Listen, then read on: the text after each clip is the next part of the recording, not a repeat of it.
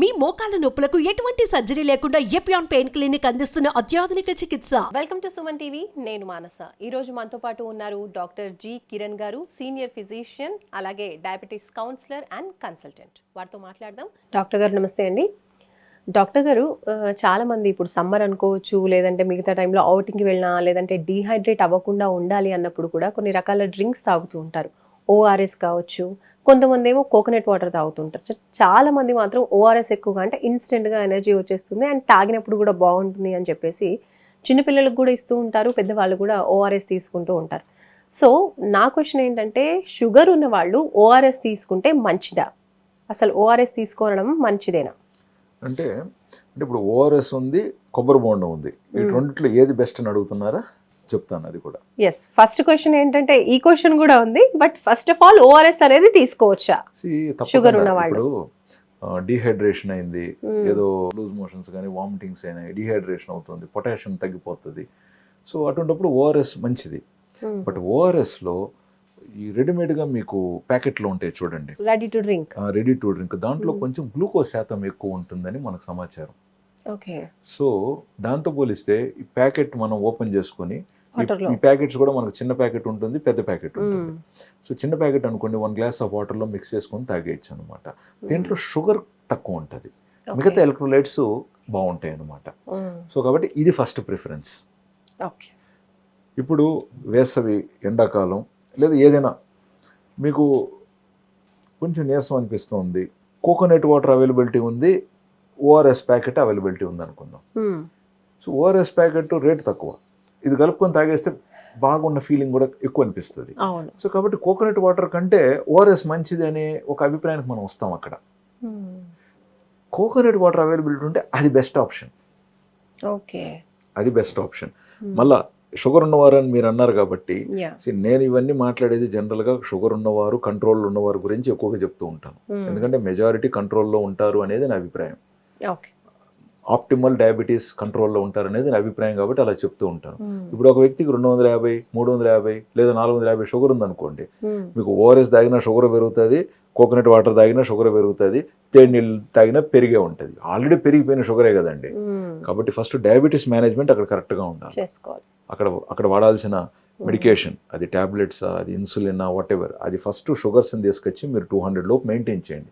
ఎందుకంటే షుగర్స్ 300, 400 ఉంటే వాళ్ళకి ఎక్కువగా గ్లూకోసూరియా అవుతూ ఉంటుంది. ఈ గ్లూకోసూరియాలు ఏమవుతుందంటే కొన్ని సాల్ట్స్ కూడా వెళ్ళిపోతాయి. సో నీరసం అయిపోతారు. ఇది తాగినప్పుడు బాగా అనిపిస్తుంది వాళ్ళకి తాత్కాలికంగా. సో అది కరెక్ట్ కాదు, ఆ చైన్ బ్రేక్ చేయాలి. సో ఫస్ట్ షుగర్ కంట్రోల్ మీద దృష్టి పెట్టండి. ఆ తర్వాత ఎప్పుడన్నా అకేషనల్గా ఇలాంటి నీడ్ వచ్చినప్పుడు, నీరసంగా అనిపించినప్పుడు ఏది మంచిది అని మనం ఆలోచించినప్పుడు ఎలక్ట్రోలైట్ పౌడర్ వాటర్ కూడా మంచిది, కోకోనట్ వాటర్ అవైలబిలిటీ ఉంటే కోకోనట్ వాటర్ ఇంకా మంచిది. ఇది ఆప్షన్ అనమాట. ఓకే. అండ్ అలాగే ఇప్పుడు షుగర్ ఉన్నా లేకపోయినా కూడా షుగర్కి ప్రత్యామ్నాయంగా చాలామంది తేనెను కూడా యూజ్ చేస్తూ ఉంటారు. అలాంటప్పుడు ఇప్పుడు తేనె నిమ్మరసం తాగుతూ ఉంటారు, లేదంటే జ్యూసెస్లో అయినప్పటికీ కూడా కొన్నిసార్లు షుగర్కి బదులుగా తేనెని వాడడం అనేది మనం చూస్తూ ఉంటాం. కాబట్టి షుగర్ ఉన్న వాళ్ళు మీరు అన్నట్టుగా వాళ్ళు తేనెని వాడొచ్చు అంటారా, లేదా కంట్రోల్లో ఉన్న వాళ్ళు వాడుకోవచ్చా? తేనె మంచిది, ఓకే. కానీ మీరు ఈరోజు చూస్తున్నారు సూపర్ మార్కెట్లో పోతే ఒక తేనె బాటిల్ కొంటే ఒక తేనె బాటిల్ ఫ్రీ అని చెప్పేసి నేను చాలాసార్లు చూసాను. ఎట్లా సాధ్యమవుతుందంటే తేనెని ఉత్పాదన చేయడం ఏంటి? తేనె ఉంటుంది, అది ప్రకృతి. ఇప్పుడు సముద్రం నీళ్ళని మనిషి తయారు చేయడుగా, నీళ్లు ఉంటాయి. అర్థమవుతుందా మీకు? నేను ఆ కాంటెక్స్ట్ లో మాట్లాడుతున్నా. బట్ ఈరోజు ఏమైపోయిందంటే తేనె ఒక కమర్షియల్ ప్రోడక్ట్ అయిపోయింది. సో మరి అంత క్వాంటిటీ న్యాచురల్గా తయారు చేయలేరు, బట్ దానికి మార్కెట్లో వాల్యూ ఉంది. ప్రకటన చేస్తే జనాలు కొంటున్నారు, డిస్కౌంట్ పెడితే మరీ వచ్చి కొంటున్నారు, ఆఫర్ పెడితే ఇంకా బాగా కొంటున్నారు. మరి వినియోగం పెరిగింది, మరి ఉత్పాదన యాడ్ నుంచి వస్తుంది ఇప్పుడు. కాబట్టి అక్కడ టెక్నాలజీ, అక్కడ తెలివైన బుర్రలన్నీ పనిచేస్తాయి. ఇప్పుడు ఏం చేయాలి? ఓకే, తేనీగలు ఉంటాయి కదా, అవి ఎక్కడికి వెళ్తున్నాయి? పువ్వు పర్టికులర్ తీసుకుంటుంది, వచ్చి పెడుతుంది. అది న్యాచురల్గా కుదరదు. సో కాబట్టి తేనె వచ్చి వాలే ప్లేసుల్లోనే మీరు ఇంకొకటి ఏదైనా వేరే ఏదైనా తీగ ఉండేది పెడితే, సో అంటే నేను వినిన దాన్ని బట్టి, అందులో నేను ప్రొఫెషనల్ కాదండి, బట్ నాకు తెలిసింది, నేను కొన్ని చదివిన దాన్ని బట్టి వాటికి బెల్లం పాకం పెడుతున్నారు. సో ఇట్లాంటివి కొన్ని ఆ స్థాయిలో కూడా జరుగుతున్నాయి. నెక్స్ట్ తయారీలో కూడా high fructose corn syrup mix చేస్తున్నారు, లేదా ఇతర కొన్ని ఇంగ్రీడియంట్స్ మిక్స్ చేస్తున్నారు. ఇది మ్యానుఫ్యాక్చరింగ్ యూనిట్లో ఇక్కడ కూడా కొన్ని జరుగుతున్నాయి అనేది కూడా మనం విన్నాం. సో అక్కడ జరుగుతుంది, ఇక్కడ జరుగుతుంది. ఇంతే కాకుండా కౌంటర్ ఫెయిట్స్ కూడా అవైలబిలిటీ. అంటే పలానా బ్రాండ్ ఏదైతే మార్కెట్లో బాగా నడుస్తుందో అదే దాని పేరు, ముద్ర, బాటిల్ వేసేసి వీళ్ళే సొంతంగా ఏదో ఒకటి తయారు చేసేయటం. కల్తీ, కంప్లీట్ కల్తీ. సో ఇవి ప్రాబ్లమ్స్. ఈ ప్రాబ్లమ్స్ లేకపోతే తేనె అద్భుతం, న్యాచురల్ గా దొరికిందంటే వాడుకోవచ్చు. అసలు దాని మీద అద్భుతం, దండం పెట్టాలి. మనిషి తెలివితేటలన్నీ వచ్చేస్తున్నాయిగా. ప్రకృతి చేతికి వచ్చేతలకి వికృతి. ఏం మాట్లాడుతున్నా చెప్పండి. సో దయచేసి మళ్ళీ పరిష్కారం, మీకు మంచి శ్రీశైలం అడవుల్లో తేనెలు దొరుకుతున్నాయని కూడా అవైలబిలిటీ ఉన్నాయనుకున్నాం. వేపపోత తేనె కూడా దొరుకుతుందని కూడా మనకు తెలుసు. అదేవిధంగా అరకు సైడ్ కూడా మంచి తేనె దొరుకుతుందని తెలుసు. సో మనకు తెలంగాణ, ఆంధ్ర గవర్నమెంట్ సైడ్ నుంచి కూడా తేనె ట్రైబల్స్ దగ్గర నుంచి ప్రొక్యూర్ చేసి, అంటే నా ఉద్దేశం ఆ ఏరియా నుంచి వీళ్ళు ఫెసిలిటేట్ చేస్తున్నారు అనేది నేను విన్నాను అన్నమాట. సో అట్లాంటి తేనె బాగుంది అనేది నా అభిప్రాయం. సో న్యాచురల్ సోర్సెస్ ని వెతుక్కొని ఎగ్జాక్ట్గా సో రైట్ సోర్స్ నుంచి నిజమైన మంచి తేనె మీరు ప్రొక్యూర్ చేయగలిగితే, మీరు ఊర్లో మీకు తెలిసిన వాళ్ళు కావచ్చు, వాటెవర్, 1-2 స్పూన్లు మీరు దాన్ని నిమ్మకాయ రసంతో వాడుకోవటంలో ఇబ్బందే లేదు. ఇప్పుడు తేనె ఎవరో మంచిదన్నారు కాబట్టి మనం ఎక్కువగా తీసుకోవడం.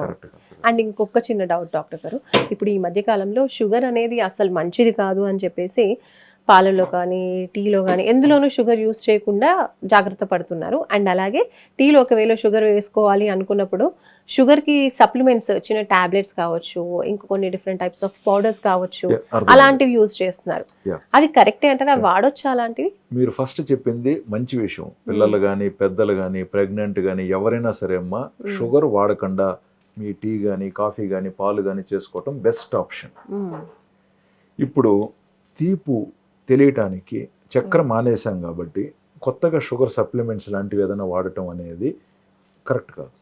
ఒక 10-20 రోజులు అందులో తీపు లేకుండా మీరు తయారు చేసుకుంటే, మీరు ఒరిజినల్ టీ టేస్ట్కో, ఒరిజినల్ కాఫీ టేస్ట్కో మీ టేస్ట్ బడ్స్ అడాప్ట్ అవుతాయి.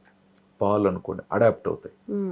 ఒరిజినల్ టేస్ట్కి మీరు అడాప్ట్ అయిన తర్వాత ఈ పంచదార కానీ షుగర్ ఫ్రీ సబ్స్టిట్యూట్స్ వేస్తే మీకు ఒకలాగా కంఫర్ట్గా ఫీల్ అవ్వరు.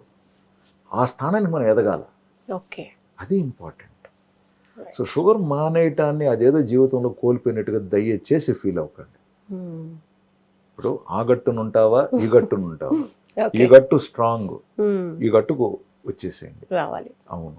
సో ఫస్ట్ భయపడకూడదు. అయ్యో నాకు షుగర్ వచ్చేసింది, నేను ఇప్పుడు షుగర్ మానేయాలి, ఇంకా లైఫ్ లాంగ్ నేను మందులు వేసుకోవాలి, షుగర్ ఎక్కువ ఉంటే డాక్టర్ ఎక్కడన్నా ఇన్సులిన్ పెడతాడేమో అని, ఇంకా నా బతుకు ఏమైపోతుంది, నేను ఇంకా బానిసేనా, పక్కన పెట్టండి ఇవన్నీ. ఫస్ట్ మంచి ట్రీట్మెంట్ అవసరం ఉన్నదాన్ని బట్టి. ట్రీట్మెంట్ అంటే ఎంతసేపు మీరు మందులు, మాత్రలు, ఇన్సులిన్ అని మాత్రం అనుకోకండి. ట్రీట్మెంట్ అంటే చాలా ఉంటాయి అందులో. డాక్టర్తో 10 నిమిషాలు మాట్లాడిపోవటం కూడా పెద్ద ట్రీట్మెంటే. నేను ఇదివరకు కూడా చెప్పుంటాను, కొంతమంది ఎంత హై షుగర్ ఉంటుందంటే నేను ఊహించని విధంగా వాళ్ళ షుగర్స్ కంట్రోల్ గమనించుంటాను. సర్ప్రైజ్, సూపర్ సార్ అని చెప్తాం. ఎందుకంటే ఏం అవసరం ఉంది. ఇటీవల కూడా ఒక పెద్ద ఆయన షుగర్స్ 350 ఉన్నాయి. నేను అనుకున్న కొంచెం టైం పడుతుంది, ఫలానా మందులు ఫలానా డోస్ వాడితే కానీ తగ్గకపోవచ్చు అని అనుకున్నా.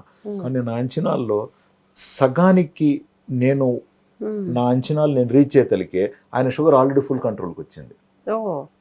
ఇప్పుడు ఒక పిల్లవాడుకు మార్కులు తక్కువ వచ్చినాయమ్మా, మీరేమనుకున్నాను, రోజు 2 గంటలు 1 నెల రోజులు ట్యూషన్ పెడితే కానీ వీడికి మంచి మార్కులు రావు అనుకున్నారు.